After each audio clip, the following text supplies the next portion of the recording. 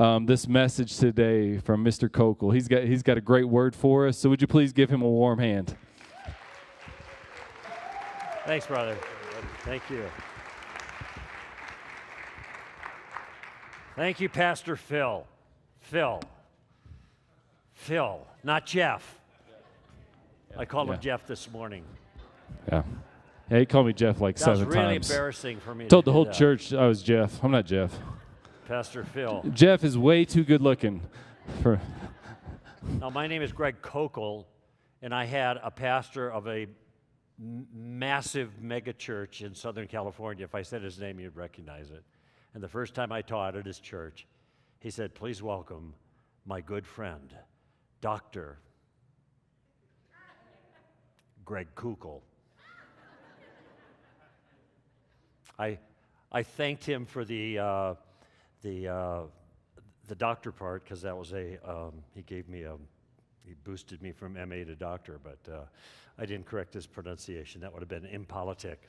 But anyway, hi, you guys. In Littleton, Colorado, okay, I know where I'm at. I want to make a prediction about tonight, and I want to make a promise. And the prediction is, it's not a prophecy, it may not come true, but I from my experience, I feel I'm pretty safe ground in saying this. There are going to be some of you here tonight, if you pay attention to what I say, in 1 hour talk, we'll have Q&A afterwards, just the material in 1 hour. If you pay attention to what I say, and hopefully you take some notes, it's easier to remember if you do that, and you begin to put some of the principles that I share with you today into play, you're going to find that your impact for the cause of the kingdom is going to change dramatically. You are going to see how you will be able to engage others with issues regarding the gospel in an easier, simpler, more effective way than you ever thought possible, even in the midst of an excessively hostile culture when it comes to the Christian worldview, okay? Now, I'm going to say this probably at the end, but I'll say it at the beginning. There's a little principle that's involved here, and that principle is, if you don't do it, it don't work, okay? But if you will begin to put it into play, and what I'm going to explain tonight is something that is not difficult to even begin to put into play. In other words, I'm going to put you in the shallow end of the pool so you can begin practicing some of these concepts that will allow you to engage in a comfortable fashion without any risk at all to you, but you can still have an impact. Now, I speak at a lot of conferences that in fact, there was one in Littleton just before Thanksgiving. I don't know if any of you went to that. It was okay, you got one hand. And they got really, really smart people, professors and PhDs and all the smart guys and gals doing their thing. And those conferences are great. Some of you have gone to them and you learn a lot. Thursday night, Friday night, all day Saturday, that's what this particular one was. And the problem is when you go to those conferences, you get so much information. By Saturday, you feel like that guy in the Far Side cartoon. He's raising his hand in math class. There's all the formulas on the wall, on the board, and he says, "Professor, could I please be excused? My brain is full," just overwhelmed with all the information. And there's something missing a lot of times in those kinds of conferences, and that is, how do you get all that good information that you just received into play in a conversation? So there's a missing bridge from the content to the conversation, or from the scholarship to the relationship. And by the way, this bridge is missing for a lot of Christians, even if you don't go to a fancy apologetics conference, or no matter what you know. It's hard to get into. How do you do that? How do you get into conversations with people? And this is one of the things that I want to focus in on this evening. But in order to give you a tool that will allow you to bridge from the content to the conversation, it's going to require a shift in the way you probably view the evangelistic project, okay? Now, I became a Christian in 1973 in Southern California during the Jesus movement, okay? And there was a way of doing evangelism back then. Holy Spirit was really working. It was a lot of talk about Jesus, all this stuff going on. And so we'd go out and we'd meet people on the street, or we'd engage people wherever we happen to be, and we'd give them the simple gospel and then invite them to receive Christ, and a lot of people did. And that technique, and maybe we use a tract for that or something like that, and that is a technique that a lot of people still, I don't know if I want to say use today, but they think that this is the way it's supposed to be done. And I just want to make an observation about that approach, which I'm not putting down. And I use the 4 spiritual laws and little booklets and stuff, and prayed with lots of people to receive Christ back then. But those approaches are harvest approaches, okay? They are based on the idea that, we give people the simple gospel, and then we enjoin them or encourage them to sign on the dotted line. We try to close the deal, okay? The difficulty nowadays, 50 years later, actually there's multiple difficulties. And I'll just tell you, I mentioned this morning when I was here at the service. I said, nowadays, when I engage people in a way that I hope will have a spiritual impact on their life, I never have it as a goal to lead them to Christ. In fact, I don't even have it as a goal in that conversation to get to the gospel. Now, do I want them to become Christian? Absolutely. Do they need the gospel? Yeah. It's the power of God for salvation to all who believe. The problem is the culture. Things have changed so radically. You think you can preach a simple gospel and get somebody to pray with you to receive Christ? I guess it happens once in a while, but not usually. And the reason is the gospel, at least in the minds of people that you're talking with, is no longer simple. 50 years ago, people understood the concepts and the language and the basic principles. They may not have agreed with it. They may not have followed Jesus, but they understood what you're talking about. Now when you preach the simple gospel, it is understood in some cases as hate speech. They don't get it. I told a person once, Jesus died for your sins, and he said, I'm sorry to hear that. Did he get better? They don't have the concepts in their mind. Okay, so that's one thing. Another problem is there are a lot of obstacles now to people taking the gospel, if they understood it, seriously. I mean, there's always been objections. What about the problem of evil? Why is Jesus the only way? Stuff like, what about other religions? But now there's a whole host of new things, and most of them have to do with sexuality. Gender and sex and of various forms, marriage. I had a gal that talked to me a week ago at my own church last Sunday. She said, we're involved in a pro-life movement. Our pastor doesn't want to get involved in it. Not the pastor of my church, but she was talking about other churches because they don't want to get political. I said, they don't want to get political. Everything's political. You talk about marriage? That's political. You talk about sex? That's political. You talk about gender? That's political. You talk about raising your kids? That's political. You talk about everything's political now. You can't avoid it. And we don't want to be pushed out of the marketplace of ideas that legitimately apply to Christian living and Christian testimony just because somebody labels it political. So this is what we're up against, is my point now. We got all of this stuff here in the way, all of these challenges, the old ones and a whole bunch of new ones. So that's hard. A lot of people figure, the smart people have weighed in on Christianity and found it wanting, and so they're not even interested in the message.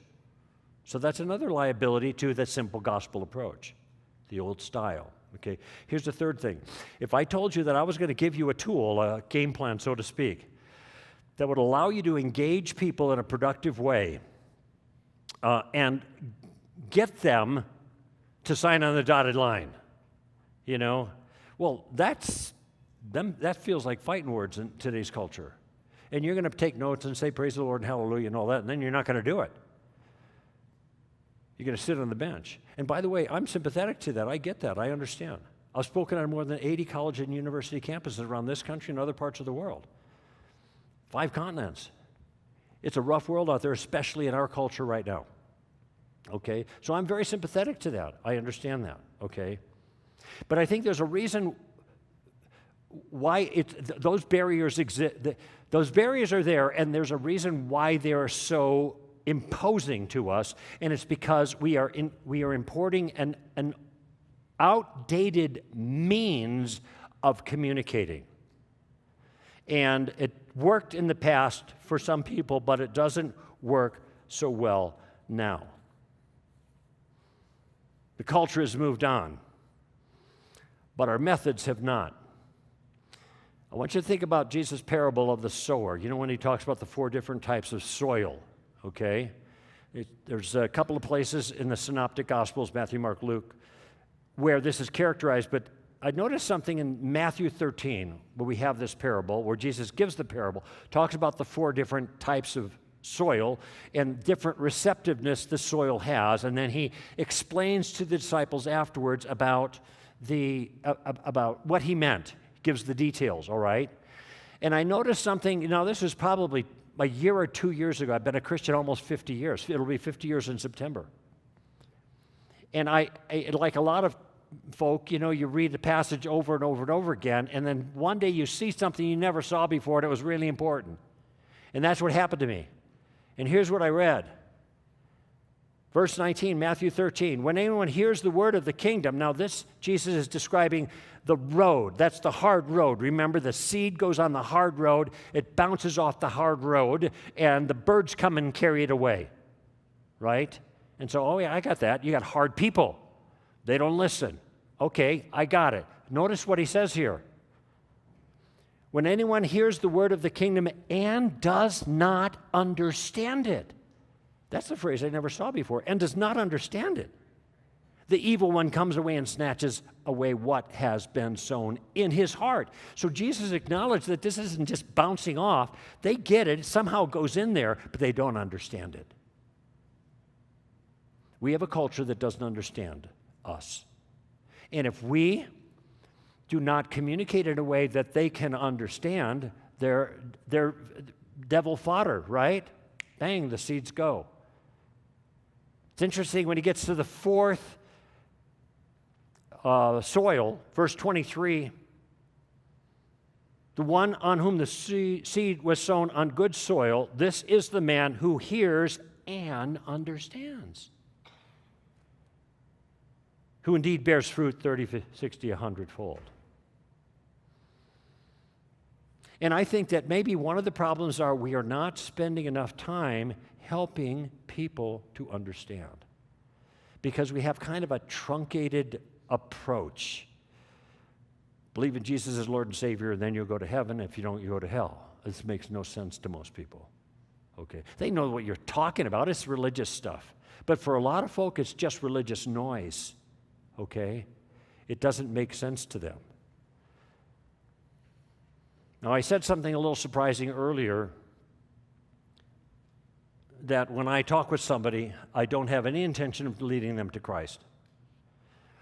In fact, I don't have an intention necessarily of getting to the gospel. That probably rattled some of you. Okay, well, fasten your seatbelts. Here comes another one. I have not prayed with someone to receive Christ in over 30 years. I know what you're thinking. What a loser. But I'll tell you this, I have never been more effective for the sake of the gospel than I have been in the last 30 years. And that's because I have a changed perspective about how I approach that whole enterprise. And I want to give you an insight that has changed my approach. Now, this is called an aphorism. It's just a pithy statement that is memorable and significant. Okay, like a stitch in time saves 9. Okay, that's Ben Franklin. It's a good one.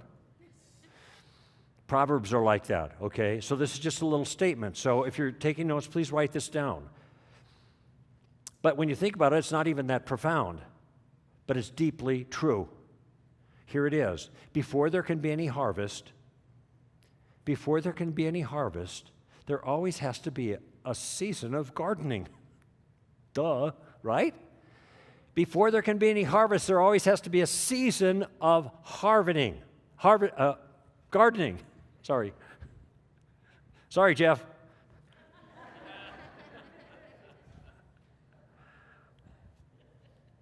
Gardening comes first, harvesting comes second. Okay, common sense in an agrarian culture, all right? I want you to think of John chapter 4. This is Jesus with the woman at the well. This is another case where I read something in this famous passage that it struck me in a way I'd never noticed it before. Because we all know this passage in this famous conversation. What I'm going to talk about is what happened after he talked to the woman at the well, the Samaritan woman from Sychar. She goes off to talk to the people in Sychar about this man who's told her everything she's ever done. All the bad things is what she's talking about, okay? She had a very checkered past. The disciples come up, and Jesus talks to the disciples after she leaves. And he says to them, he says, you say there are 4 months and then comes the harvest. I say, you look on the field is white with harvest. Now's the time. Now, I don't think Jesus was saying that every field is always white with harvest. That's not true. We know that. But Sychar was. And then he says to the disciples, you are about to reap where you did not sow. You are about to reap where you did not sow. Somebody else did the heavy lifting, and you're going to get the easy pickings, okay? But in that statement, there's a couple of things embedded in it. First of all, he's talking about one field, in that case, Sychar. And he's also talking about one team, our team, the believers. But he's acknowledging that there are 2 seasons. There is a sowing season and a reaping season. There's a gardening season and there's a harvesting season. And there are 2 types of workers. There are sowers and there are reapers. There are gardeners and there are harvesters. And you can't have a harvest until you have the gardening done well. I want to tell you a little secret because I told you this thing a few moments ago about I haven't prayed with anyone to receive Christ in over 30 years. I don't know how many people have heard of a guy named J. Warner Wallace? If you're into apologetics, okay, lots of hands here. Jim Wallace was a storied cold case detective from Torrance PD in Los Angeles County, okay? Jim has had 4 of his cases on, what is it, Dateline? Is that that TV show? 4 of his cases. He's famous. They called him on Dateline the evidence whisperer because he'd take these cases, murder cases, that were 15, 20, 30 years cold. Nobody could solve them. And he solved them and put the bad guy behind bars. In fact, he never lost a case that went to trial. He was good. But J. Warner Wallace was an atheist. Dad was an atheist. He was an atheist. But he started thinking about Jesus, and he was challenged a little bit about the claims of Christ. And since he was really good at dealing with evidence and eyewitness testimony that had to do with dead bodies from a long time ago, he decided to use his skills as a detective and apply them to the resurrection of Christ and the eyewitness testimonies of the Gospels. And after he did his hard work, he became a follower of Jesus. And then he became, on the side, an apologist and then a writer, and he wrote a best-selling book called Cold Case Christianity, which is the best book I have ever read in defense of the reliability of the Gospels regarding their testimony, okay? Amazing. And then he went on to write God's Crime Scene and Forensic Faith, and recently just a person of interest. What you don't know about J. Warner Wallace is when Jim was an atheist, he was in my garden. Jim was listening to my radio show when he was an atheist. Now, I never led J. Warner Wallace to Christ. You know what happened? Somebody went into my garden, and they harvested my crop. Get out of my garden. Think that bothers me? No, I don't care.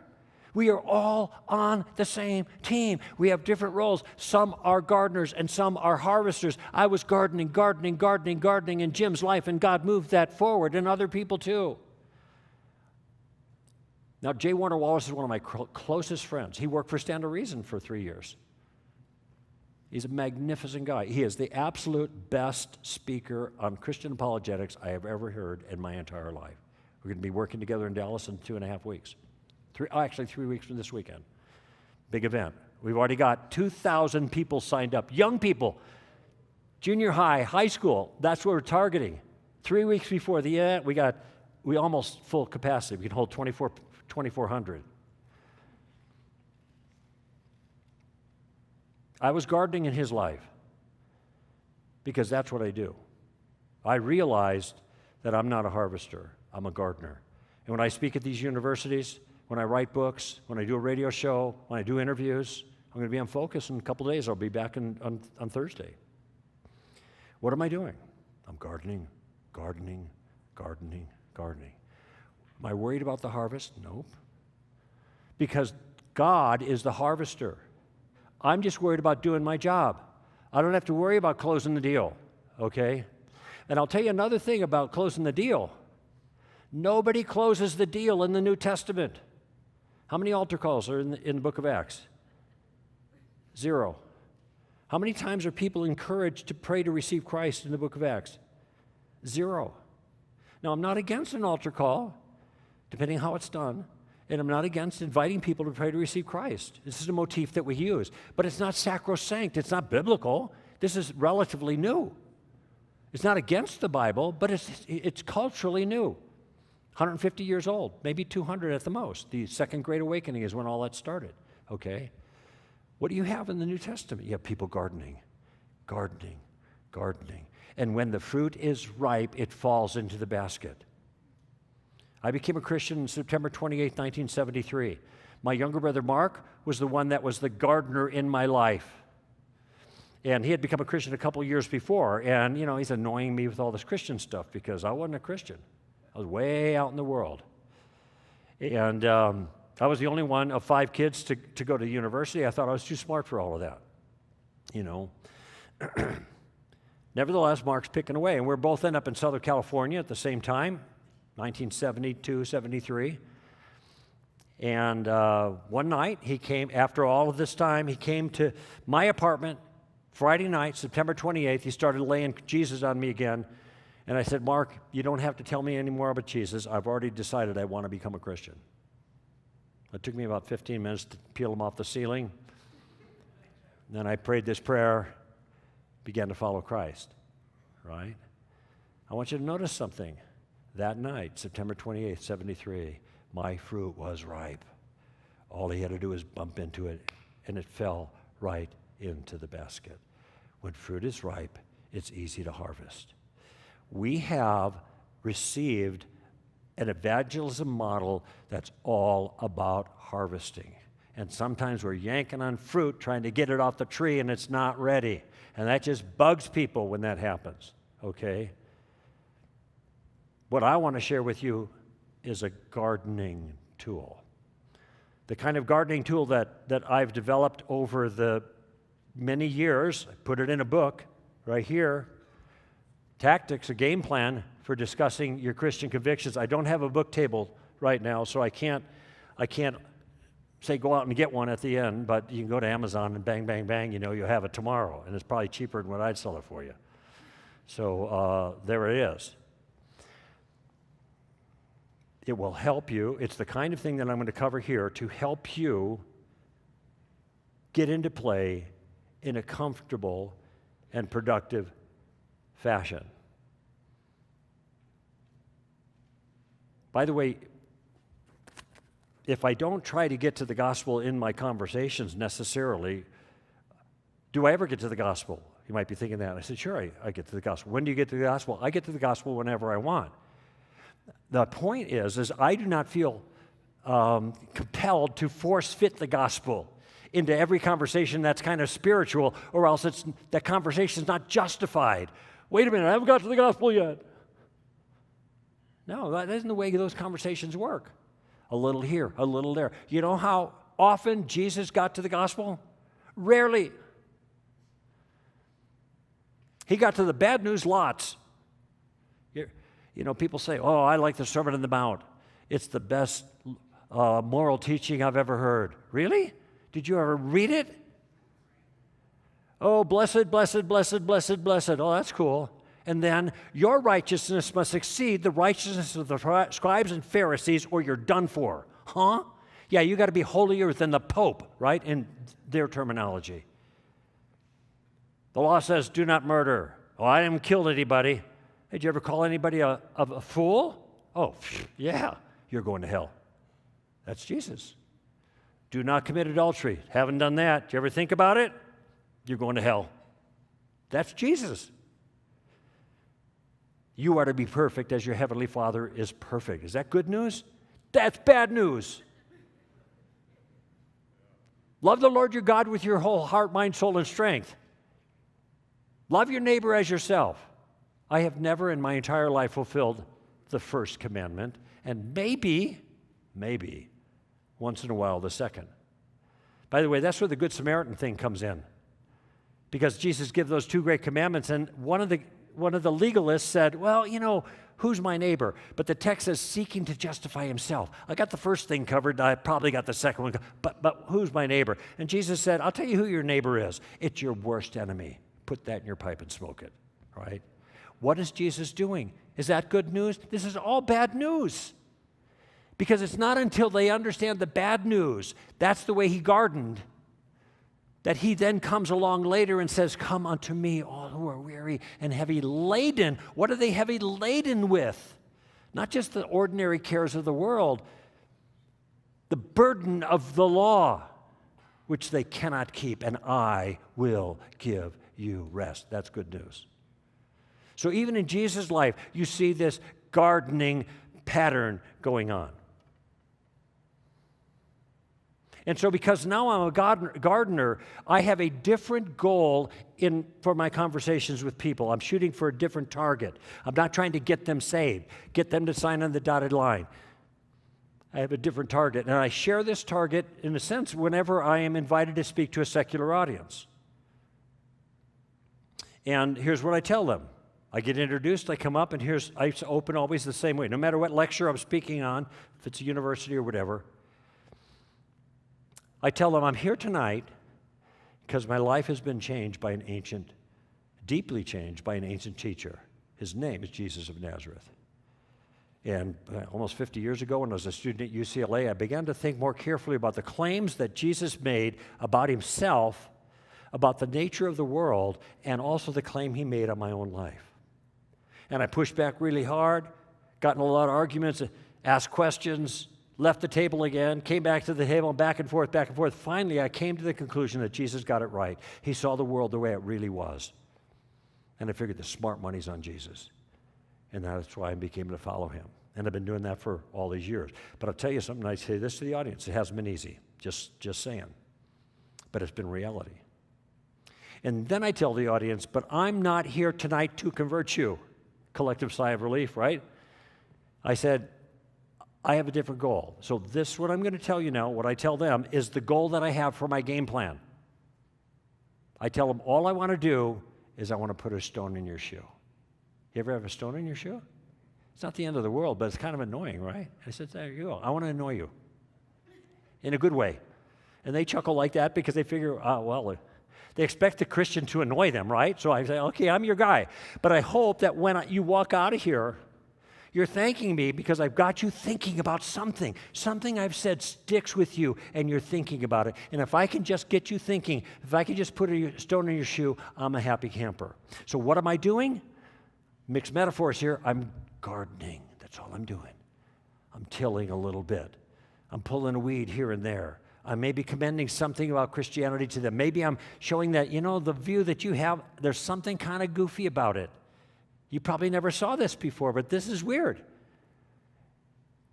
And then maybe they're thinking about it, okay? So my goal now is to put a stone in their shoe. And how do I do that? That's where the game plan comes in. So here's my promise. I made my prophecy. Now here's my promise. In the next, half hour or so, I'm going to give you a game plan that will allow you to converse with confidence in any situation. No matter how little you know, or how knowledgeable, or aggressive, or even obnoxious the other person happens to be. Okay, this is a game plan that comports with or follows something that Paul says in Colossians chapter 4, verse 5 and 6. So mark that down. I'll read it to you. You can check it out later. I'll recite it to you. Here's what Paul says in Colossians 4, verse 5 and 6. He starts like this: conduct yourself with wisdom towards outsiders. Okay, it's a good start. First he says, be smart, right? Then he says, let your speech always be with grace, seasoned as it were with salt. So he says, be smart. Then he says, be nice. What a concept, right? Then he says, so that you may know how to respond to each person. Be smart, be nice, but be tactical. Why? Because people are individuals. You can meet a dozen atheists, they got a dozen different stories and a dozen different nuances of conviction. Not all atheists think alike. Everybody's an individual, all different backgrounds. Okay, different things drive people. Sometimes they reject Christianity for rational reasons or what they think there are conflicts like that. So we try to answer those questions. Some people do it for emotional reasons. There's a whole emotional thing going on. Some people do it because they're prejudiced. They got the blinders on. They won't look at anything else. They're locked down. Some people are just cantankerous. That's it. They're boneheaded, okay? Lots of variations. You realize then when you're talking to somebody who's not a Christian, there's lots of different possibilities of what's in the way, and you don't know what those are. You think you're going to just fire out a couple of statements or something like that, and that some magic is going to get through to them? Maybe, not usually. I was sitting on an airplane out of Los Angeles early in the morning, flying out, guy sitting next to me. His name was John. And I got in a conversation with John. I'm drawing him out. I'm using my game plan, which I'll share more of in just a moment. And John was, as we were talking, he saw I had a Bible. I was reading it in the morning. I don't always read my Bible on the plane. I'm not showcasing. I'm not grandstanding. I'm not like, anybody got a question? If I want to read my Bible, I'll read my Bible. I don't care what people think about that. So it was the morning. I can't work on the computer. I'm taking off, so I'm going to close it. So he picks up on this, making some conversation. Where you going, whatever. I tell him I'm going something like this. He goes, well, I'm not a Christian. He told me that. Now, let me ask you a question. Is that good information for me to have? Sure. That's good. Then he says, I used to be a Christian, but I'm not anymore. Oh, is that good information for me to have? Sure. Then he said, I used to be a preacher's kid. I said, John, how do you used to be a preacher's kid? Did your dad die? He said, no, my dad didn't die. My dad's he's just not a preacher anymore. Oh, okay. In fact, he's not even a Christian anymore. Oh, my goodness. You think there's some baggage sitting here next to me? Can you imagine if I would have just jumped in, with the simple gospel, whatever? How would he have responded? Been there, done that, and it hurt, right? But because I'm just taking my time, I'm drawing him out, I'm treating him as an individual, as a human being with his own history. I realize in the conversation that I'm getting a picture of his spiritual topography a little bit, and I realize there are mines out there, and I don't want to trip over those mines. And so I'm able to maneuver in those mines. The conversation ended up going really well. He didn't pray to receive Christ or anything like that. There's more to the story. I don't have time for it, but I just want you to see there's an example of being careful to know how to respond to each person. Now, let me give you an example, a broader example of how this took place for me. We have some property in northern Wisconsin, and I grew up in Chicago, and my grandpa was a lumberjack in the early 20th century in northern Wisconsin. So when he retired, in the later, he bought this property in 1962, and it's on a lake, and he built a little place. We called it the cabin, but it was more like a shack. And it eventually, I would go up there in summer, and I love to fish, and when I get the time, I'm a bass fisherman mostly, and when I go up north country, I like to fish for smallmouth bass, and the property's now mine, and we've kind of fixed it up a little bit better, so I got 3 months, and I'm counting the days where I get to go up again. But this particular time up there, I was out with a local pastor fishing, and I caught the largest smallmouth bass of my life at the time. Now, that was 4 pounds, 2 ounces, and if you're not into fishing, you can't appreciate that's a pretty big smallie for that neck of the woods, okay? 4 pounds, 2 ounces. He took a snap of that, and I got a picture of it, right? And I will tell you, since then, I have 8 smallmouth bass over 5 pounds since then, just saying, But I was really proud of that fish, and I wanted to get this picture digitized so I could show it up on the screen at the service on Sunday his church where I was going to be speaking. And I've been speaking there for 30 years. You know, every summer I get a shot. Anyway, so it was going up on the screen. So we had to take the film, F-I-L-M, and get it developed. So I got a digital picture. Now, the lady who was in the kiosk there that was taking care of that, she was wearing a pentagram around her neck. It was a big one. A pentagram is a 5-pointed star, and it's often an occultic symbol. And I saw the pentagram, and I said, does that jewelry have religious significance? And she said, yes, it does. The 5 points stand for earth, wind, fire, water, and spirit. Now, the bells are going off in my mind a little bit, you know, because I feel a little familiar with this stuff. But then I said, well, I'm really curious if it has religious significance for you personally, because a lot of people wear a cross, and it's just jewelry, right? And she said, oh, yes, it does have spiritual significance for me. I'm a pagan, that's what she said. So now I'm a trained professional, right? I'm just taking this all. But my wife is standing next to me. And this gal, when she says she's a pagan, it catches my wife by surprise, and she starts laughing.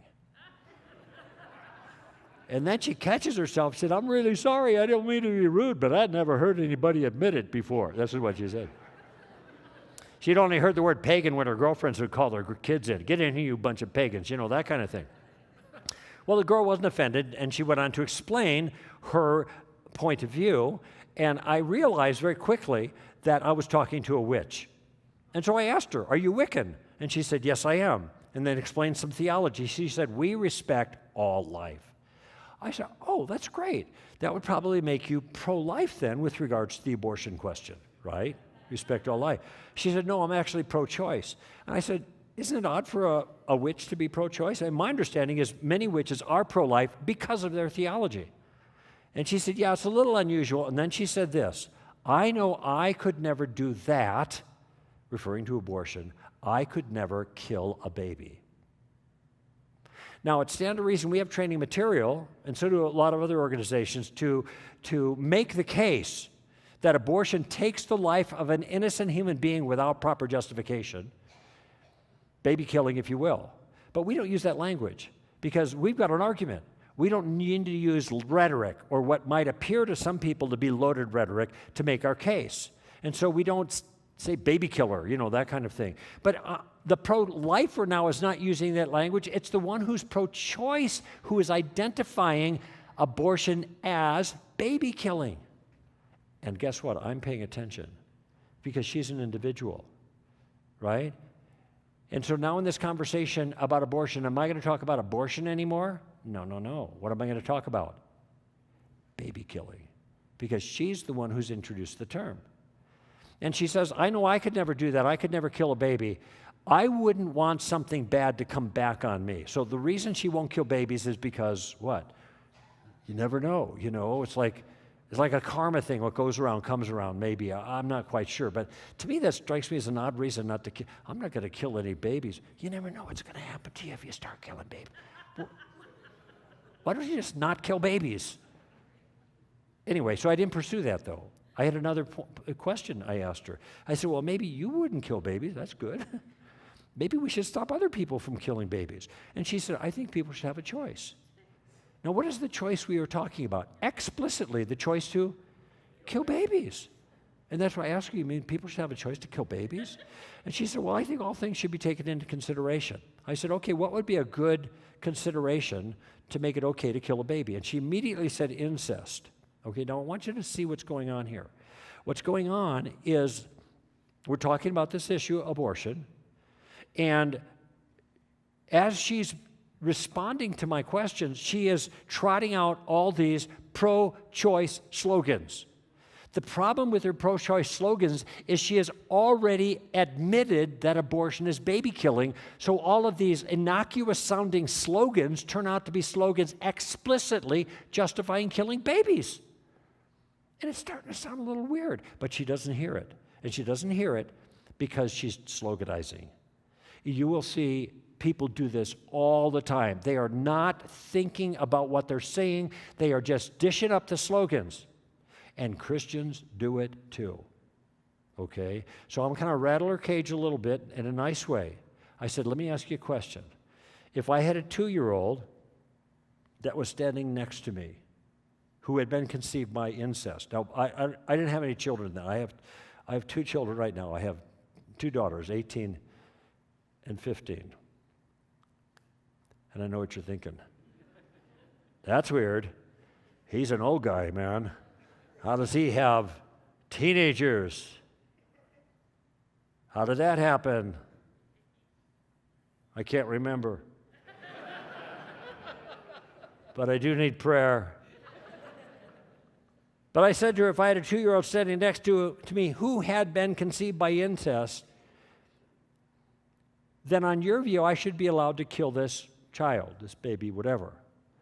Is that right? Long pause.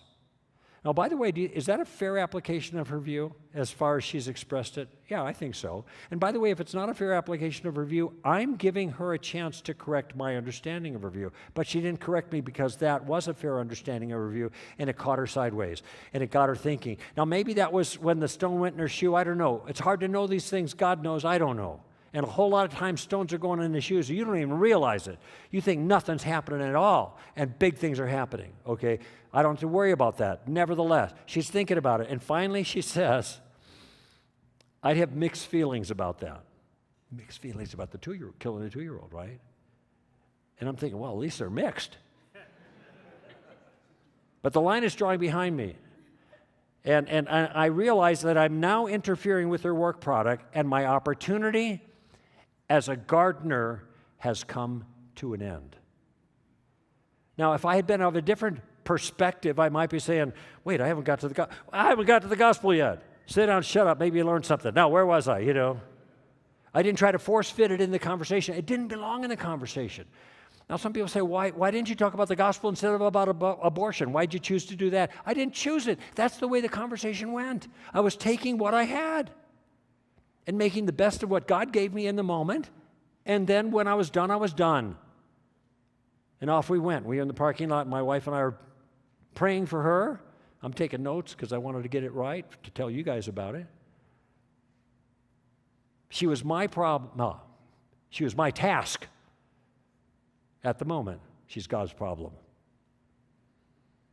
She's my task. She's God's problem. He's the one in charge of this. I can entrust her to him and move on.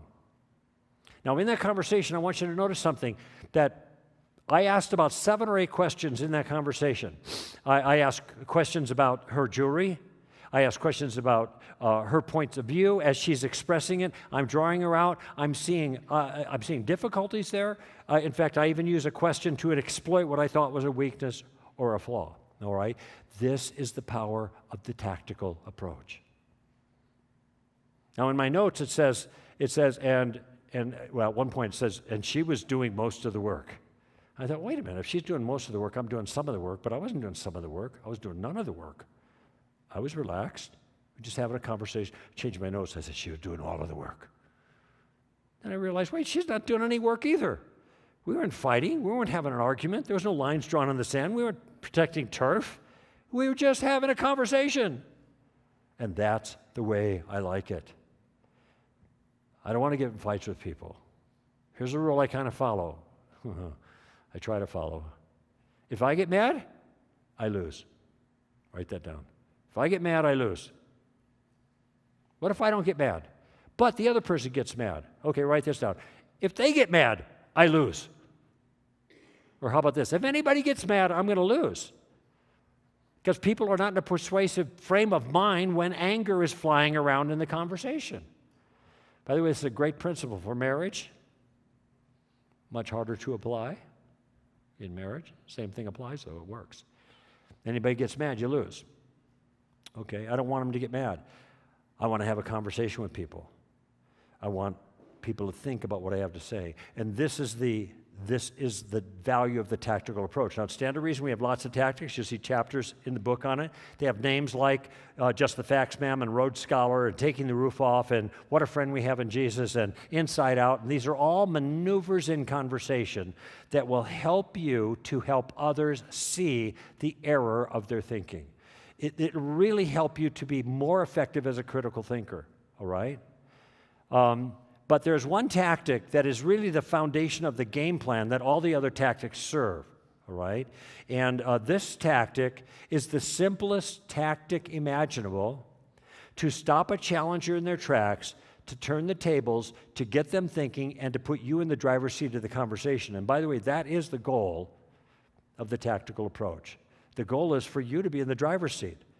You want to guide this conversation the way you think is best. Now, it doesn't mean you're doing all the talking. You're not doing as much talking. You're letting them talk. But it's guided by you in a very particular way. And this tactic that is so effective to accomplish that and put you in the driver's seat has a name. And the name of that tactic is Columbo. As in the infamous Lieutenant Columbo of TV fame. Now, how many have no idea of who I'm talking about? Okay, just a few hands. Good, the younger ones, of course. I was at the University of Texas in Dallas, and I didn't see a single hand of anyone who knew anything about who Columbo was. What is happening to our educational institutions? Oh, my goodness. So Columbo is a detective on a murder mystery. He shows up at the crime scene wearing a trench coat like this, all beaten up, looked like he slept in it. Maybe he did. I got mine at Salvation Army. My wife said, she's the thrift store queen, right? She said, whenever you get something at the thrift store, you always check the pockets because you never know what you're going to find when you, wait, what's this? Oh my gosh, look at that. Columbo's got a cigar, right? Now this is just plastic. No worries at all, okay? I actually hate cigars. When I get a real cigar, I always destroy it by fire. All the way down. I don't want anybody to stumble, right? Okay, Columbo's also got a pad of paper, but he can't use it. Why can't he use his pad of paper? He doesn't have a pen or pencil. He's always got to bum a pencil off or something. He's walking around the crime scene, scratching his head and muttering to himself. And this guy doesn't look like he can think his way out of a wet paper bag. I mean, he's stupid, but he's stupid like a fox. Because at some point, he's going to pause and look at the person who turns out to be the criminal, because you know who the murderer is from the very beginning. And he looks at him and he says, and this is what he says. He puts his fingers to furrowed brow like he's deep in painful thought. And he said, I don't know. There's something about this thing that bothers me. Do you mind if I ask you a question? Right? He asked a question. Oh, you're very intelligent. One more thing. And then he one more things them to death, right? With question after question after question. Sometimes they get annoyed. He says, I'm sorry. It's because I'm asking all these questions, but I can't help it. It's a habit. And this is a habit you need to get into. The key to the Columbo tactic is that the Christian goes on the offensive in an inoffensive way with carefully selected questions to advance the conversation. Let me say that again. The key to this tactic, remember, this is the game plan, is that we take the initiative, we go on the offensive in an inoffensive way by using questions, carefully selected questions to advance our conversation. Now, why questions? Well, for one, questions are friendly. They're good manners. You're drawing other people out. You're learning about them, And not only that, you're gathering information about the other person. Also, when you ask questions of other people, you ask the question, whose turn is it next to speak? It's the other person's. The pressure is not on you, okay? When you're asking questions, you're not preaching your own view, so they can't have things to object to. Now, I went through that really fast. There's a whole lot of information in the book on that. I just want you to see that, to put it in a word or so, questions keep you safe. Questions keep you safe. And I want you to feel safe. I want you to be, as I mentioned earlier, in the shallow end of the pool, okay? Now, the Columbo tactic, that's the game plan, has 3 parts to it, okay? And each has its own purpose, and each is driven by a different question. In fact, in the first 2, I'm going to give you the model question. Indeed, I'm only going to cover the first 2 steps of the game plan because it's all you need to get into play, all right? The third one is more complicated. You need to know more, but you don't need to know hardly anything for the first two steps of the game plan, but you will still be able to make progress, okay? The purpose of the first question, okay, before I tell you that, keep in mind what I said earlier about gardening versus harvesting. We are in gardening mode. When you initiate or start in a conversation with somebody else, I do not want you thinking about anything that's down the line. I don't want you to think about leading this person to Christ. I don't want you to think about the objections they might raise. I don't want you to think about the difficulties you might encounter, if they're going to get mad or whatever. Don't worry about that. That's just going to distract you. I only want you to think about one thing at the beginning of the conversation. And here's that one thing: gathering information. The first step of the game plan, you gather information. And I'm going to give you a model question. And it's a model question. It's just to get you going, but there's a lot of variations. The model question is, what do you mean by that? What do you mean by that?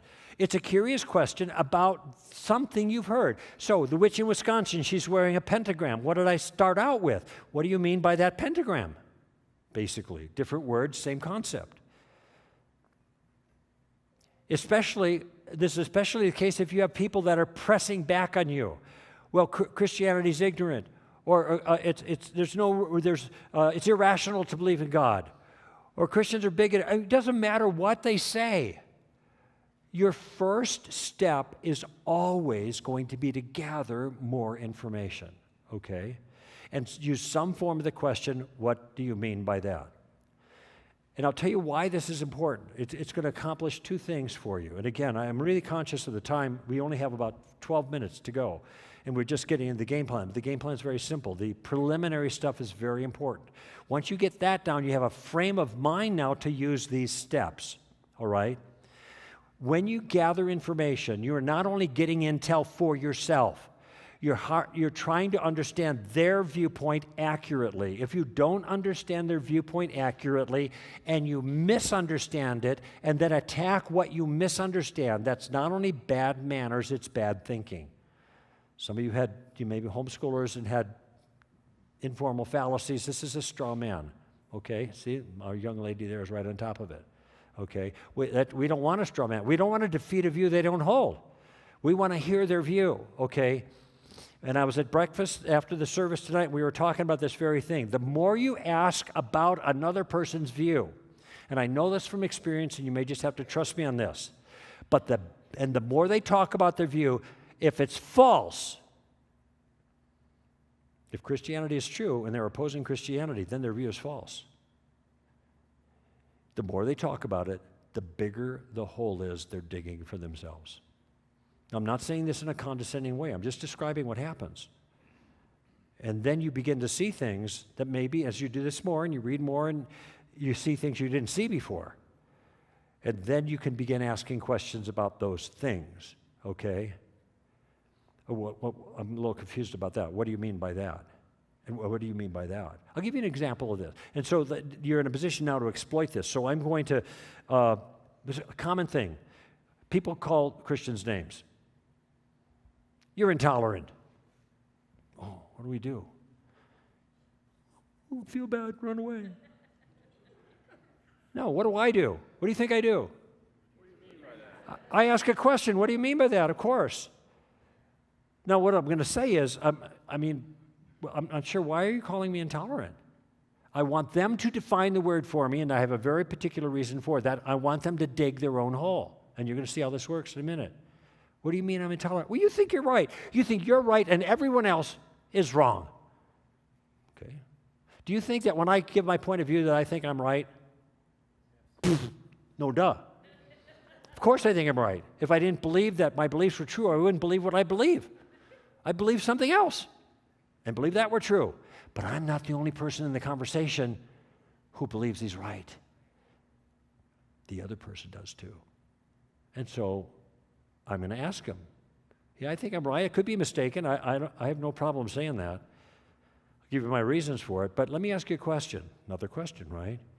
The views that you have, contrary to mine, do you think your views are correct? What's he going to say? Oh, no, all my views are wrong. Of course he thinks he's right. Now, they might say, well, my views are right for me. I said, well, wait.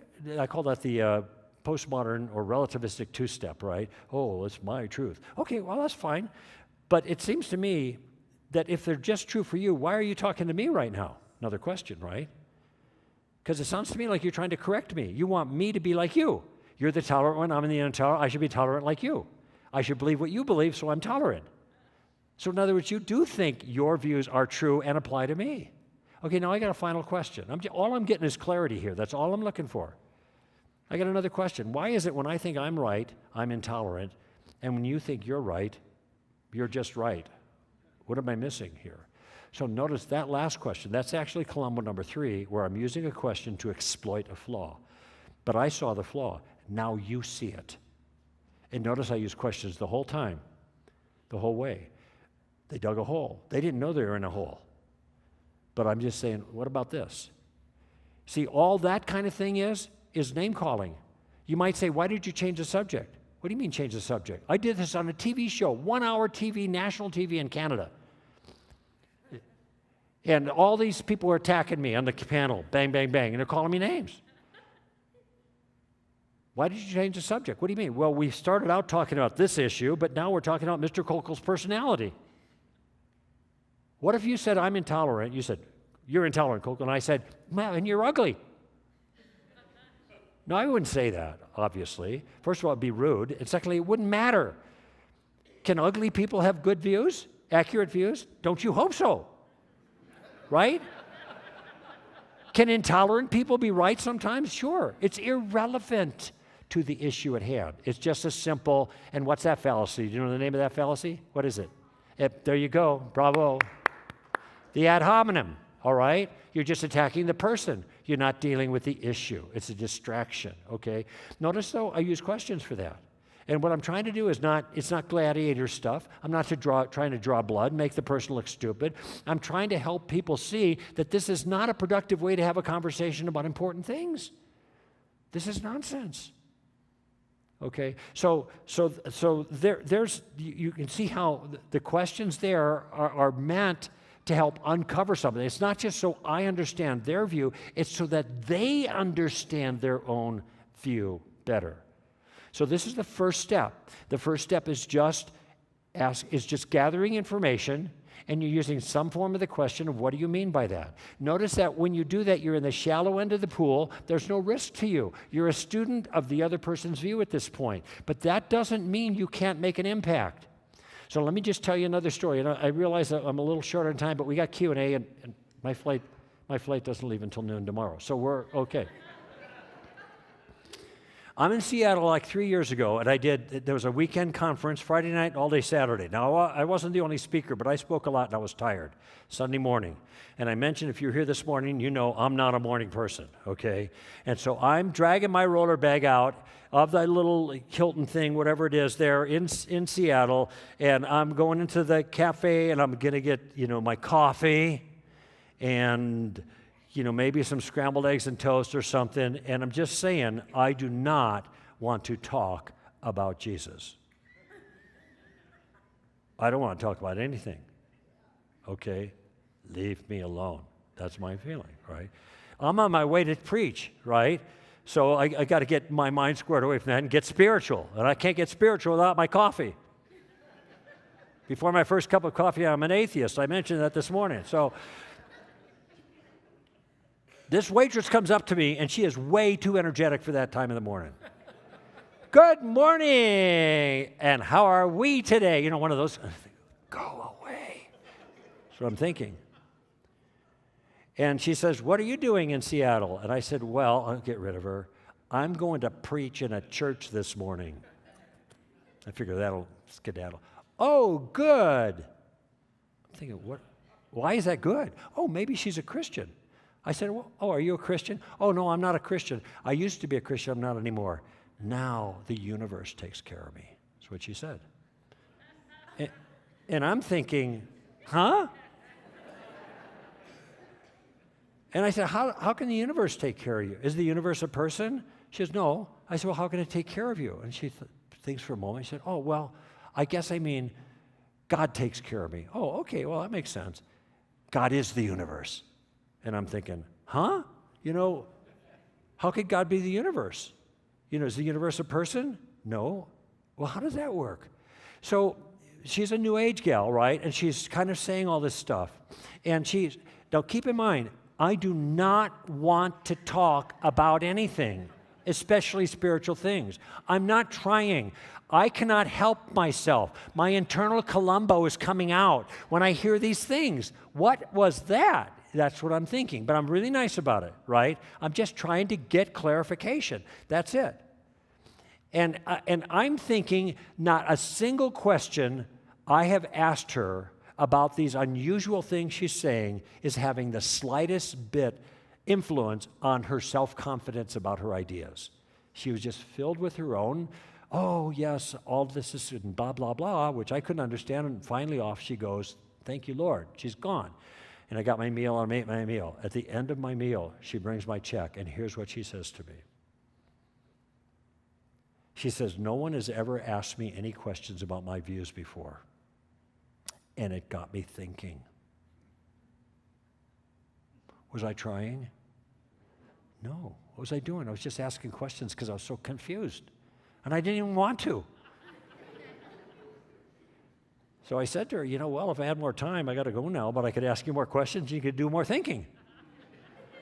All I'm using is the first step of Columbo. Now, I haven't actually had a copy of this book right here in my bag. I always carry it with me. It's called The Story of Reality. I mentioned this morning how the world began, how it ends, and everything important that happens in between. It's a sketch, a narrative sketch of the Christian worldview. Very readable, okay?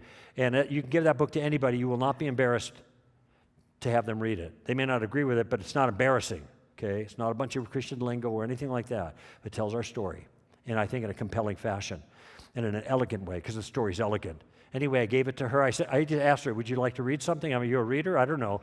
If I gave you a book, would you be interested? Oh, yeah, sure. So I gave her the book, and I told her I wrote it, and then she got really excited, so I figured she'd probably read it, and I signed it for her. But I wasn't trying.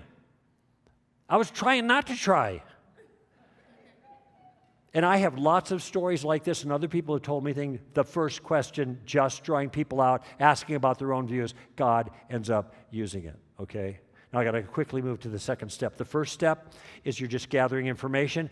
You're trying to figure out what their view is. They're a student of their view, and every time they have something they answer and that has more ambiguity, then ask, what do you mean by that? Or what do you mean by that? And by the way, I trick audiences a lot of times at this point, and I say, wow, does this church here take the Bible literally? And everybody said, oh yeah. I said, you mean Jesus is a stick? What do you mean? Well, he says, I'm the vine, you're the branches. Oh, okay, well, I trapped him. Because when I asked the question, do you take the Bible literally, you should have responded with what? What do you mean by that? Somebody says, you believe in evolution? Kind of depends what you mean by evolution. What do you mean by that? So this question can protect you in lots of circumstances. You want to draw them out. Now, when you ask the question, you learn what a person believes, okay? There is a little liability to this question, by the way. So, gentlemen, if your wife calls you an idiot, do not ask,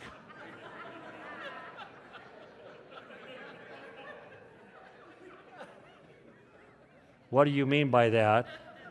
Because she might respond, well, first. Okay, so now you know what they believe. Now the next step is you want them, and like I said, I'm really abbreviating here. You want to know why they believe what they just said they believed. And here I'm talking particularly about spiritual issues. You want to know why they believe. Now this is called the burden of proof. And basically the rule of burden of proof is a person makes the claim, bears the burden of proof, which means it's their responsibility to defend their own claim. Now what happens in conversations with non-Christians a lot is they will make a claim, well, there is no God. And then our impulse is to give reasons, if we have them, why there is a God. Notice what just happened. They make a controversial claim, and we take the responsibility to refute them, and we give them a free ride. What's the alternative? We ask them why they think there is no God. In other words, we let them explain their reasons why they think they're right rather than take the responsibility to give reasons why we think they're wrong. If we take the responsibility on ourselves, we're making it easy on them and hard on us. Okay? 60s alert. In the immortal words of Ricky Ricardo, they got a lot of splaining to do. Now, I'll tell you something else that happened since I'm thinking of the 60s right now. When you ask, what do you mean by that? Or and this is your second question, how did you come to that conclusion? How did you come to that conclusion? When you ask those questions, you may get what I call the Simon and Garfunkel response. Remember these guys? These musicians from the 60s and 70s? They're still alive, but they're really old. They wrote a song in 1966 called The Sounds of Silence. All right, it's a great song. Okay, and that's what you get. You say, what do you mean by that? You're going to get dead air because people don't know what they mean by that. Oh, they might just repeat themselves. I heard that the first time. I'm just trying to figure out what that means. Second time, you ask them, how did they come to that conclusion? Simon and Garfunkel. You get dead air, sounds of silence. So just be prepared for that. I'm saying that, which goes to show that lots of people have not thought about their views at all. Incidentally, I got two questions here. I have the first question, to gather information. What do you mean by that? Second one, to reverse the burden of proof on the person who makes the controversial claim against me. How did you come to that conclusion? And what am I doing? Am I in a defensive posture? No, I have nothing to defend. Why? Because I haven't said anything on my side. Now, is there a place for that? Yes, there is. But keep in mind what I'm offering you. I'm offering you a game plan that gets increasingly complex, that allows you to get in easily without any risk so that you can begin doing some gardening without getting in trouble. Now, there's a way to go and make your point. That's the third use of Columbo. And you're using questions there, and I'll just tell you what it is. To make a point. You use questions to make a point. And I got a whole section of the book on that as well, and lots of illustrations and lots of anecdotes of things that happened to me, so you can see how these worked out in real life. Now, I just finished a book for Zondervan. In fact, I think I'm going to be on Focus in 2 days, talking about a new book that will be coming out at the end of June, and it's called Street Smarts. Using questions to answer Christianity's toughest challenges. And so I'm dealing with things like atheism and the problem of evil and abortion and sex and gender and the person of Jesus and Jesus being the only way and all these different issues. And I'm showing, here's the deal, here's what's wrong with their challenges of us. Now here are some sample dialogues with questions that you use to help show how the other view is wanting. Okay, so that's Columbo 3. So that book follows the regular tactics book, and it's coming. But it's all the same kind of thing. And it's conversations that I've had with other people to accomplish clear thinking about critical issues, okay? Now, there's a lot more that I'd like to stay out of time for this segment of our time together. We're going to have microphones passed in a moment. If you have questions, I'm glad to deal with them for the next half hour or so. But I want you to notice something, that even though this is a truncated version, and I only did the first 2 steps of a 3-part game plan, I've already fulfilled my promise to you. I told you that I would give you a game plan that would allow you to converse with confidence in any situation, no matter how little you knew, or how knowledgeable, or aggressive, or even obnoxious the other person happens to be. 2 questions. 2 steps. Gather information with the question, what do you mean by that? Or some variation. And then reverse the burden of proof as appropriate when people make controversial claims against you with the question, I'm curious, how did you come to that conclusion? Why is it you think that's the case or it happened that way? What are your reasons for that view? Okay? All with questions. All with no risk. But you will be amazed if you begin to employ just those 2 questions, the impact that the Lord will have on people's lives because you do that, and how much more relaxed you're going to be being a student of other people's views, okay? Remember, if you don't do it, what? It don't work. But if you start doing it, I think you're going to be amazed.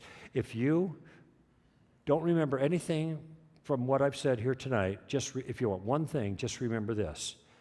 When you get in a tough spot, take a tip from Lieutenant Columbo and always use questions. Thank you. Yeah.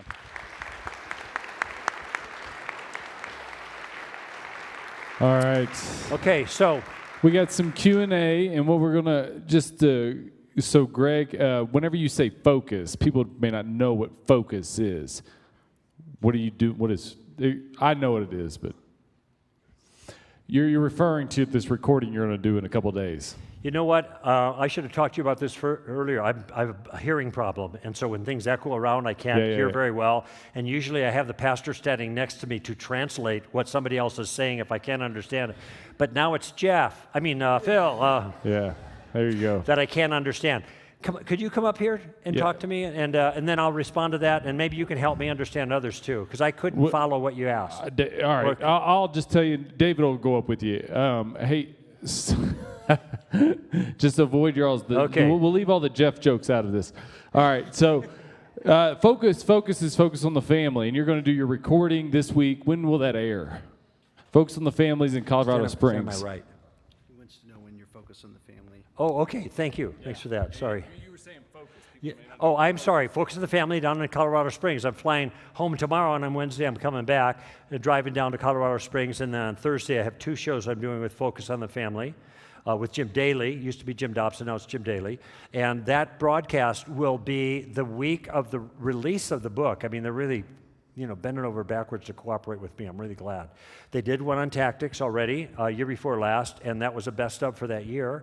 People really responded well. Last year they did the story of reality. We had a show on that, and now they want to do Street Smarts. So that's the release of that book is going to be, I think, the last week of June of this year. So it's coming up. So thanks for the question, Phil. Can't hear this. Okay, so here's how we're going to manage this. So you can be thinking about what your question is going to be if you'd like to ask it. We have some mics that they'll pass around. And will you be able to stand up here with me to help me understand? Okay, good. Let me say something about Stand to Reason. We don't have a table right now, and usually I have cards to hand out to you so you can sign up and get free training material we send out in some form or another every single month. I don't want this to be your only contact with me and with STR. We want to disciple you as we're able, even at a distance, okay? Our website for Stand to Reason, the acronym is STR. Our website is str.org. Really easy. Okay, you go to that website. There are thousands of articles and videos. There's all kinds of training stuff. There's blogs. There's courses you could take. There's all kinds of stuff. There's short video clips. You can go to YouTube and look up Red Pen Logic. And one of our team members, Tim Barnett, Mr. B, does this analysis of memes, where he used to be a teacher, so he red pens it and then does an explanation of his markings up these foolish, crazy things that people attack Christianity with, but are really, really shallow, and he's able to help you think clearly about those things. Red Pen Logic, right on YouTube. So there's lots and lots of different things that we have, okay? If you want to get the books, Story of Reality, Tactics, or even coming up in a few months, Street Smarts, they'll all be on Amazon. They're all available there. So you can also sign up for our podcast. It's free. We have a couple different ones that I'm involved with. We probably have 4 a week that we put out. It'll send it right to your phone or however you receive it. And that's actually some of the best ways of learning how this works, because some things are taught and some things are caught, all right? You have to see it in action. And I've been doing this for 33 years on the air, and I think we've got some listeners here already that have talked to them, but I think that's one of the best ways that you can benefit from that. If you go, I think on the homepage, you go to the bottom of the homepage, str.org, into the bottom, and then there's all the information about our podcasts and all of our social media stuff too. Okay, having said that, who'd like to be first? All right, I'll just say now, who'd like to be second? We got a hand in the back there, and then we'll go here for number 2. Yeah. One of the toughest things I've dealt with in talking to people about Jesus is people that have been abused in the church in different ways, either being rejected by the church, when they've suffered abuse, that they deny that the church will deny that they've been abused. What's the best way to approach those people and to help them? Okay. She's asking. Sorry. We'll do it What? together. She's asking. I feel like that dwarf, with the horn from she's Hobbit. asking, how do you respond to people who've been hurt by the church? Okay. Thank you for that question. And there have been a lot of people that are hurt by the church. Okay. The first thing that I'm going to do is be sympathetic. All right. Because, there are a lot of bad people in the church. That's why they're here. Because they need what Christ offers. Lots of broken people. There are a lot of true Christians that are broken, a lot of phony Christians in the church too, and they cause more trouble. So I'm going to be very sympathetic. I get it, okay? But here's the question I would ask. How does having a bad person in a church mean that Jesus is not the one who saves and rescues? Explain that to me. Now, notice that's a question. Now, I'm asking the question because I know there's a mistake. So this is actually Columbo number 3. I know the mistake. The mistake is bad people, even who identify as Christians, don't falsify Christianity. Bad people who are Christians do not falsify Christianity. Every religion has bad people. You know why? Because everybody's bad. In some measure, the world is thick with bad people. In fact, this is exactly what the Christian worldview claims, which is consistent with the way the world actually is. So our view fits that. I'm sorry that people have been hurt by the church, okay? But if you think in Jesus' time, there are a lot of people that were hurt by the religious leaders then, right? That didn't mean that Judaism was false because you had Pharisees, that were like whitewashed tombs that dead men's bones inside, that piled up burdens on other people's backs that they couldn't carry. It was awful what they did. And I understand how people could be rejecting of that. But that's the question in light of their pain, but that would be the question. The way I put it simply, you can find your own words, but why is it that bad people in an organization falsify the views? You think that's going to help me? Yeah. What was that? That will not fit in my ear. Will this work? Well, let's pretend. We'll see. Okay. But where's David? Oh, don't go away. We'll see. Thank you. Nobody's ever done that before. We'll see. Maybe it. Okay. Does that make sense to you? Okay. Thank you for that. And there's a lot of wreckage. I mean, we recently had some really bad wreckage. I mean, look at the news is filled with Christian pastors or leaders that go south, But bad Christians don't falsify Jesus as Messiah or God's existence. We can sympathize with the impulse. That's an emotional reason to reject Christianity or God. But it doesn't falsify our views. There was a gentleman here? Yeah. I'm presuming you're a gentleman. I'll just give you the benefit of the doubt. Yes, sir, for sure. So I am curious. This does help a little bit. Good. How should one deal with individuals who try to move past all the morality stuff and just say that the universe is naturalistic, and so when we make arguments of right and wrong, it is really just like the laws of chemistry and thermodynamics, physics, etc. Sure. That are causing you to think a certain way? Very common response, yes. right? So many neuroscientists, Sam Harris, for example. Okay, so let me just role play it with you. Let's just pretend you're that person. Sounds okay, good. So, and your name is? Phil. Phil, okay, so by that's important if you're going to have a conversation with, you're Phil? Yes, sir. You're not messing with me, are you? If you would have said Jeff, I figured you were messing with me. Okay, Phil. Notice I want his name because I want to have a conversation with him, right? So Phil, are you an atheist then? It sounds like you're saying materialism is true, and that would mean you're an atheist. Is that right? I would say that we cannot really know because the things that I'm doing are just chemical reactions occurring, responding, etc. Okay, would that include the words you're speaking right now? Yeah, and yours. Okay, so we're not having a conversation, we're just dominoes falling in different directions. Is Yes, that sir. right? Okay, well, if that, pause for just a minute. What he's saying is he's expressing a view called materialism, and he's actually being gruesomely consistent. I've almost never talked to somebody who is this consistent in it. If only the material world exists, and it's just physical things clashing in the universe, then there is no freedom of any kind. We are just dominoes falling.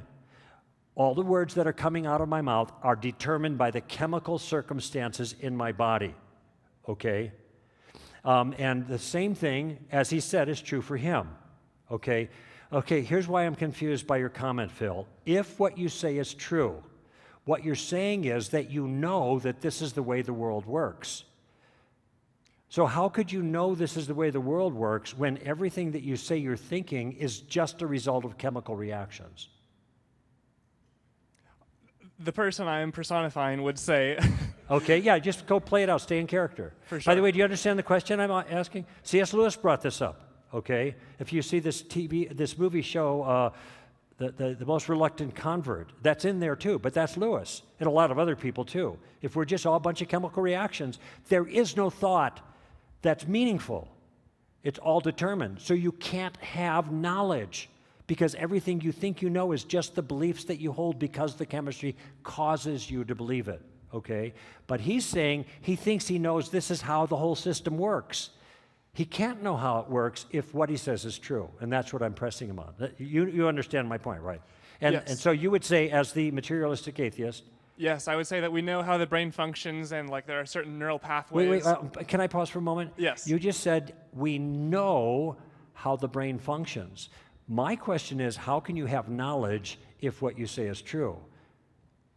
How can you have knowledge of the way because knowledge means you're looking and assessing and making decisions, right? But you just told me that you're not making decisions, you're just following the chemistry of your brain. So how could you know that's the way it works? That's my question. That's usually where people say, oh, well, I don't know, and there's no purpose to life, so bye. Yeah, okay, well, okay, I think I've given a reasonable, sometimes you can't take it any further than that. And what am I doing? I'm just putting a stone in his shoe. I'm not trying to be mean to Phil, but I think Phil's view, Phil, the atheist view, has got a serious problem. And a lot of people have seen this, okay? I know what it is, so I'm asking questions to help him to see that. Yeah. So thanks, Phil. And of course, I'm not really thanking you. It's just what my molecules are doing right now. So, by the way, I do have a question, just so we stay in the role play for a moment. Could you give the mic back? Thank you. Have you ever raised the issue against God's existence, because you're an atheist, the problem of evil? Yes, there is no evil, no free will. People should not go to jail. It's silly because they did not have a choice. Okay. You know what? I want to say I admire your candor and your consistency in your view. But I can't say that because you don't have a view and you don't have candor. You're just reacting to your chemistry. So anyway, but I'll just say kind of now off the record, thank you, Phil, that at least he's being consistent. There is no way to account for genuine evil in the world if you're an atheist. But everyone knows there's evil in the world. Doesn't matter where you live or when you live, you know something's wrong with the world. It's not the way it's supposed to be. But there can't be a way the world's supposed to be if you're an atheist. There is just things, right? And if you're a physicalist, you are stuck with determinism, and that's what you're talking about. Well done. Well played. Thank you, Phil, or whatever your name is. I see a hand right here, sir, in the front row, and there's some more in the back. By the way, you notice it's all questions. It's all I'm doing, drawing them out. I was just thinking, you could ask a person like that, is there anything you would like people not to do to you?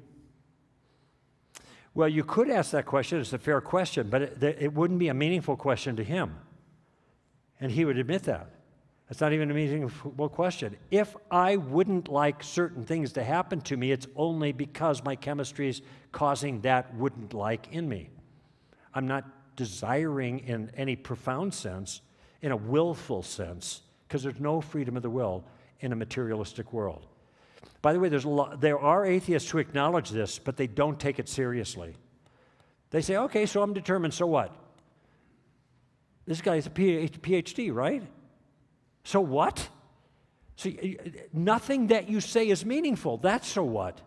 There is no meaning in anything, not even in your words. But they don't connect the dots. Okay, you know who, I'll tell you who believed this, is, not Richard Dawkins, but the other guy who just died, the physicist guy. Hawking, I get him mixed up. So Stephen Hawking wrote a book called The Grand Design with physicist Mlodinov. And basically says physics is everything. I know we don't like to think of that, but we're determined. So you don't need theology, you don't need philosophy, physics is everything. Everything is determined, even every single human action. And so here's my question. I wrote a piece about this. And actually, this part of that piece is in the book coming out in June. Okay? And I said, I'm curious, do you get royalties for this book? If you get royalties, why?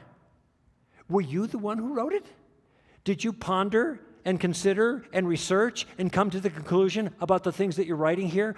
How did the words end up on the page? Didn't you decide those words rather than other words? But you just told me you don't decide those words. Everything human beings do is strictly determined by the physics that drives them. Is physics responsible for the words on the page? Now, this is an application of what I call the suicide tactic. That is, certain points of view self-destruct. It's like a person says, well, I can't speak a word of English. What was that? There are no sentences in English that are more than 3 words long.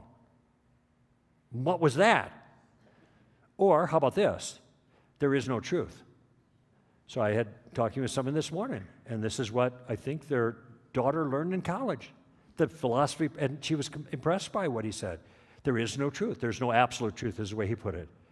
Professor, why am I in this class?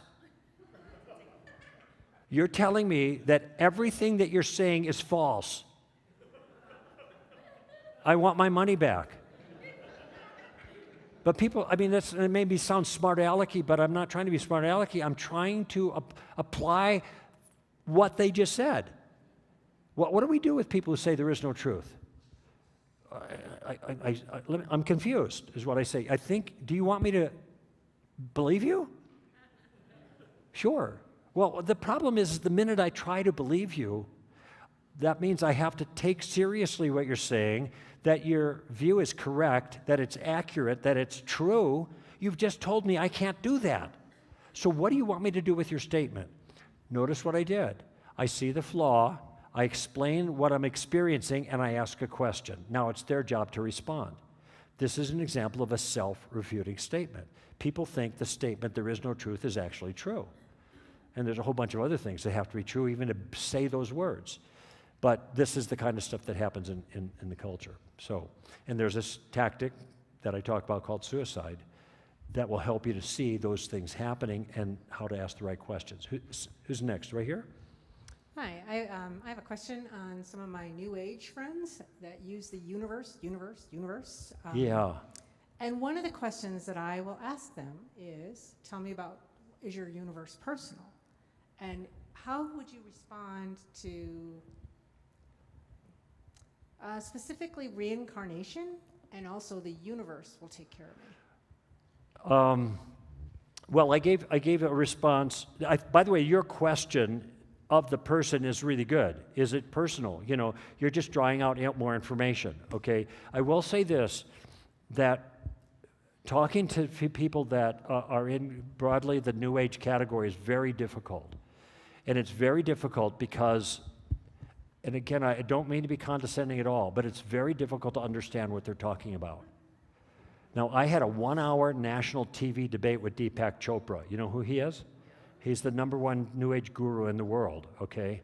He's on a lot of TV shows and all the time, and you notice that he'll talk and nobody will respond to him. They'll listen and then they'll go on talking about something else because they don't know how to deal with. It's very unusual. So the what do you mean by that question is really important.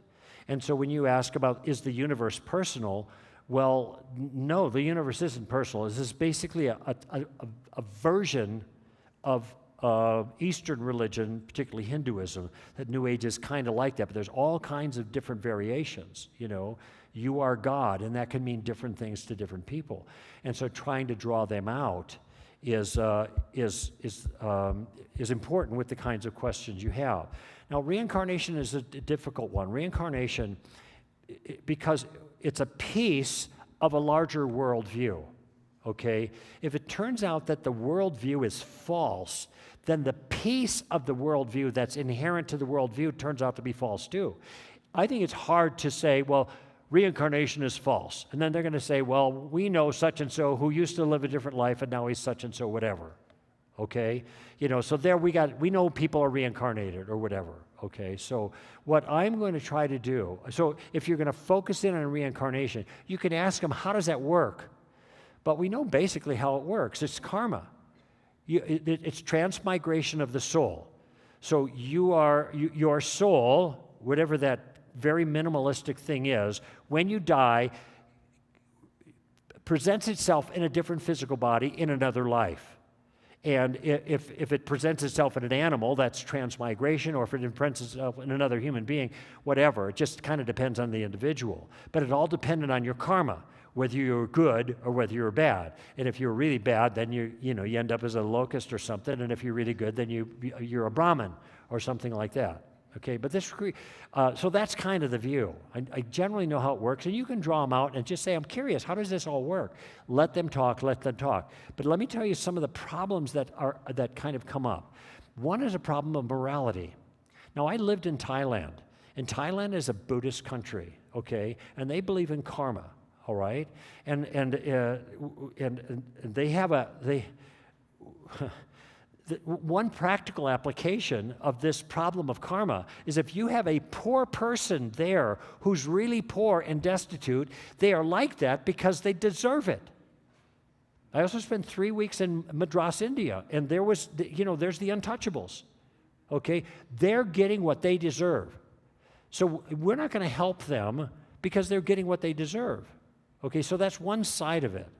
Then this is what I would ask about the karma thing. Is this a problem for you, New Ager? But they deserve it, right? So why should I help them? Oh, I'll tell you why you should help them. Because in Thai they say tombon, you can make merit. So when you help a poor person, that's good karma for you. So when you help a poor person, you're not doing it for the poor person. You're doing it for yourself. Jesus talked about that, right? You stand on the street corners and you give your big prayers so everybody can see how wonderful and religious you are. Shame on you. Okay? So I'm going to be asking questions about some details of this that seem to be counterintuitive to our common sense notions of morality. Does that make sense to you? And depending on what the people say to me, I'm going to be asking a little different questions. Okay, now I'm going to tell you, we have an ally in this with every single human being. And I got this insight from Francis Schaeffer. He died in the 80s. Tremendous influence on my life. And Oz Guinness's life and Nancy Pearcey were all disciples of Schaeffer. Lots of other people too. But what Francis Schaeffer said is that essentially we have reality on our side. That's my way of putting it. But he said, human beings have to live in the world God made, and they are actually made in the image of God. Everybody knows this, okay? And there are all kinds of, they know that things intuitively. We all know that we're broken. We all feel guilt. Why do we feel guilt? Maybe because we're guilty. I use that line to a packed house at Cal. This is Cal Berkeley, right? There was probably 1,500 or 2,000. It was a big auditorium and it was overflow rooms. And it was the end of my talk. Why do we feel guilty? Maybe because we are guilty. Is that in the running? So what am I doing is I'm trading on something I know is true about every single person in that audience because I know they're made in the image of God, and they're glorious because they're made in the image of God, and they're broken because they're sinners. They're beautiful and they're broken, and we all know that about ourselves. Now, sometimes we forget that we're beautiful because we're really in touch with our brokenness, and we have to be telling each other that, encouraging each other. but we are noble because of the kind of beings we are, made in the image of God. So the point here with like a New Ager, which is kind of way out there and hard to manage sometimes, is I'm going to try to capitalize on things I know that are down inside them. Now, this is called the inside-out tactic, meaning that there are things that God has already built on the inside of every single person that are going to come out when they got their guard down. And this is why, for Phil, it's not, he was quick on his feet, but it's not unusual for a person to make the claim that Phil was making about the nature of reality as an atheist and then complain about the problem of evil. Well, Phil knows that doesn't work, because if there is no God, there can't, and everything's physical, it's molecules clashing in the universe, there's no morality. Those two, that doesn't fit in that worldview. But they know better, because they're made in the image of God, and they perceive the world as it really is to a great degree, and we can trade on that. So I'm going to be asking questions about that. So the karma thing has problems morally. So a person who is tambon, making merit, is helping some poor person only for his own benefit, not really for the benefit of the other person. That's the way karma works. Does that sound, I would ask the person, does that sound good to you? Is this the way we are supposed to be as virtuous people? Helping people only for what we can get out of it? And if we can't get out of it, then go to your rotten, stinking place where you live. When I was in Madras, India, I visited a village of untouchables. It was actually just over the wall from the Hindustan Bible Institute where I was involved. Now, this is gross. I'm just going to tell you this. But these were people, you walk into that village, they don't have bathrooms. They go to the bathroom on the road. And so you're walking around pile upon pile upon pile of human feces. I also noticed that when the women would, I am not making this up, this is first person, when the women would wash their clothes and shake them out, sometimes they would lay them on the road, so like a sheet or something like that, to dry out in the sun, and sometimes they'd even lay it on top of the piles of human feces. Now, why would anybody do that? It's because the whole culture is telling them that they're nothing. They are nothing. That's a lie. They are beautiful, made in the image of God. This is a message we have to tell people. They're not God. They are made in God's image, though. The New Agers think they're God. And one bad part of that is, oh, we're gods. We're all gods. Well, that means you're God and you control your own universe, and everything bad that happens to you is your own fault. You get raped, you get beat up, you get harmed, it's your fault, because that's the reality you created. I mean, you're God after all. That goes with the package. And so I want to help them to see that consequence. I talk about that view in the story of reality, because it's an alternate story to ours, okay? So there's a bunch of stuff I'm just throwing at you. I hope that helps. But I think it's really hard to talk to New Agers, because it's like throwing Jell-O on the wall. You know what I'm saying? It doesn't stick. Well, maybe it does. I don't know. Never did that, but we'll see. All right, who's next? What do we got here time-wise? Yeah, over there. Yes, Hey, sir. Greg. Hey. This actually works really good. I don't know how to. I'm going to take this with me. First, I want to say thank you. Thank you for coming here. And I'm a longtime listener. Thank you. So thank you for your ministry and the ministry of Stand to Reason. I really appreciate it. Okay. You've had a significant impact in my walk, especially the tactical approach. So That's great. my question is maybe a little bit off the tack that we've been taking tonight. That's all right. You mentioned your daughters, 18 and 15. Yeah. I have kids from 8 down to 6 months. Okay. And I remember, So there's still hope for you. and that's part of my question. Yeah. I remember in the early days when I was listening to your radio show, you would talk about your daughters, and they're asking big questions about who is God and Right. the nature of the universe and things, and how, so you would distill, your knowledge down into that, and now 10, 15 years later, here they are, they're adults. Mm-hmm. How do you feel like you've done in gardening at home? How would you do things differently? and what have you done well? Well, yeah, 50. I don't know if I'm unique like this, but I don't think I've been a very good dad. And I think, and it might be because, especially when your kids are teenagers, you know, you're looking at the darkest side of the results of your efforts, right? And what I'm aware of constantly is what I would have done differently. When I try to transport myself into the past and say, what did you do? How were you? What did you say? How did you act? How did you comport? How did you treat? I see a lot of things that are good. I was tender with my daughters. I cared for them a lot and loved them a lot and very affectionate and a bunch of other stuff. So there were some things that worked for some families that never worked for us. So we never had, you know, a family devotional time. It never happened. Guess who else never had a family devotional time? Chuck Swindoll. Never worked for him. That's what he said.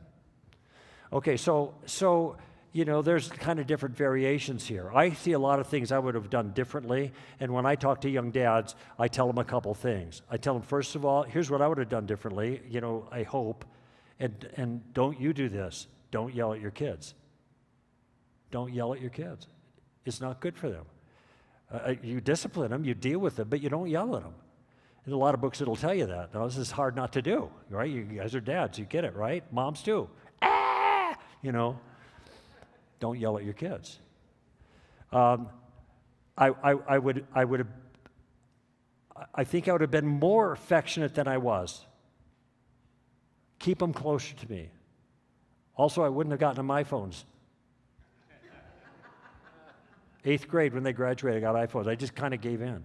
They used to ask me, when am I going to get a phone? When your husband lets you. That was my response.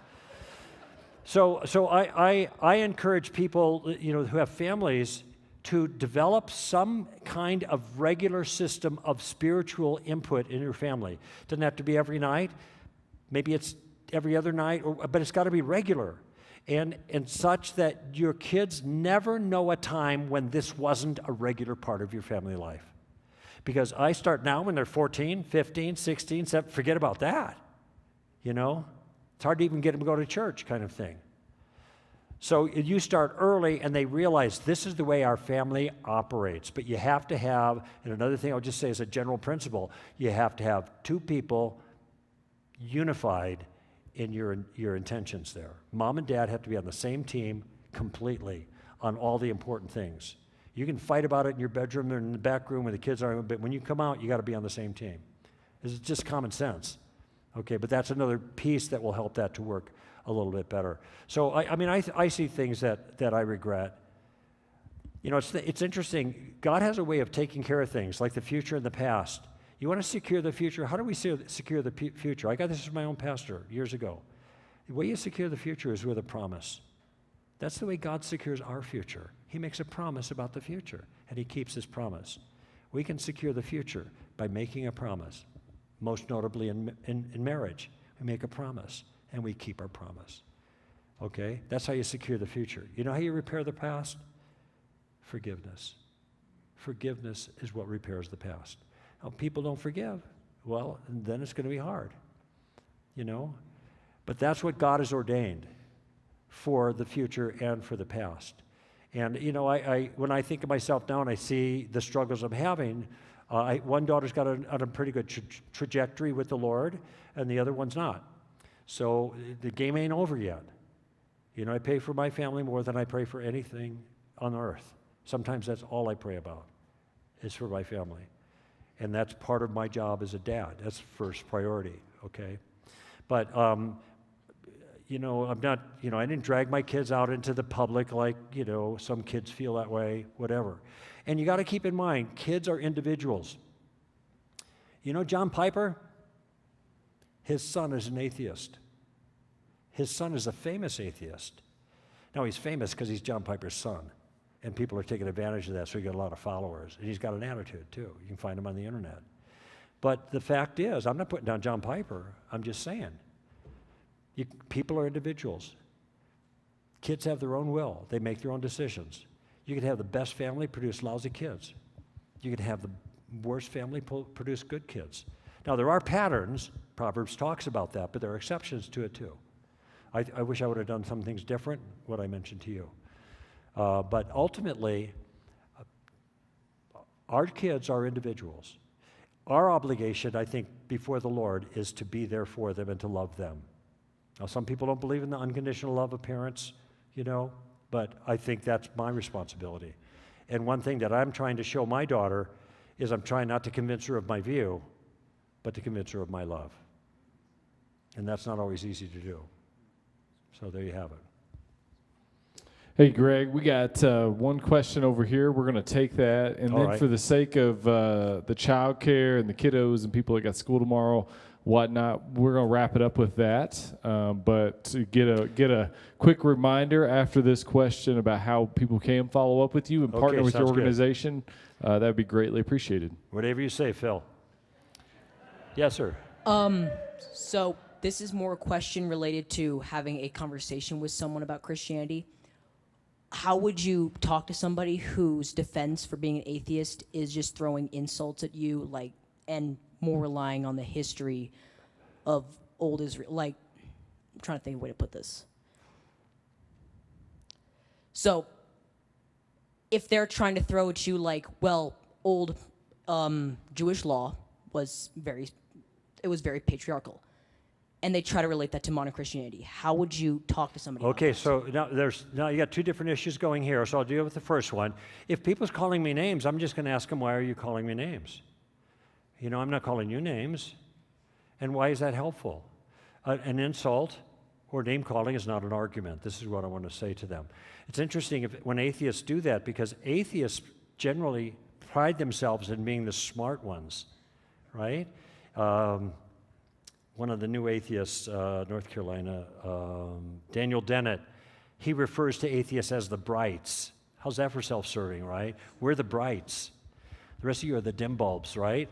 We're the bright bulbs, right? Okay, well, great.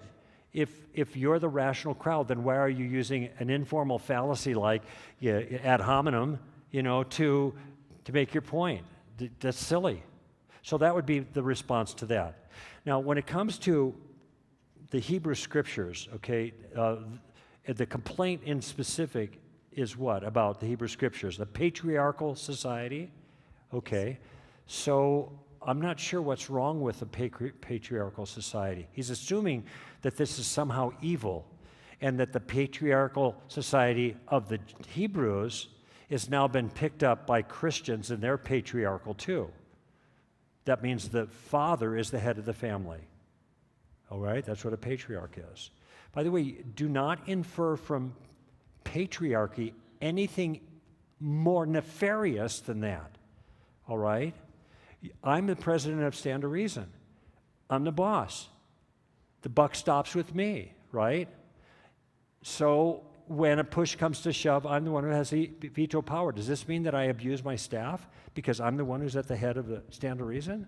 Or any pastor or any boss or anything? No. I mean, there's I want to tell my daughters, and if you're younger here, rules are a bummer, right? The world is filled with rules. It operates according to rules. Everybody is responsible to someone else. Everybody is responsible to someone else. You will never escape that. So if you're young and you're fighting against it, you get used to it. This is not a battle you're going to win. All right? Acknowledge the way reality is structured. Now, this may be a structure that some people don't like, and there's a battle about that in certain circles. Patriarchy, I understand that. That's oppressive. Well, patriarchy is not any more oppressive than having bosses or pastors or leaders of professors who give grades or anything. There's always going to be people in charge. The question is how they use their power. That's the question. And when it comes to biblical patriarchy, and there's even debate among Christians about how that works, but this is my view at least, complementarianism, if there's no head of the group, it's chaos. You ever read Lord of the Flies? Golding, right? It's crazy. Everything goes nutty.